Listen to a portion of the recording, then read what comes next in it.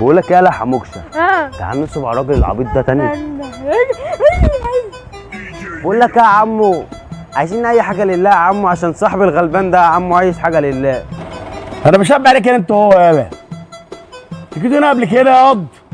ايه ده يا حموكشه؟ ده شكله بيشك فينا. لا يا عم مش احنا يا عمو، مش احنا. مش احنا. طب استنى يا ابني بقى انت وهو، استنى اصبر.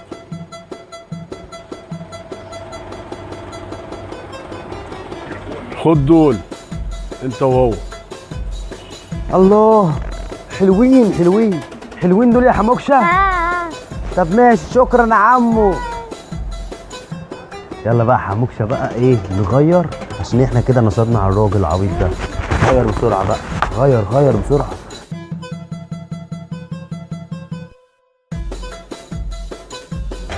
يا عيال يا ولاد اللذينه، هم العيال نصبوا عليا تاني بيلاقوا ضمهم.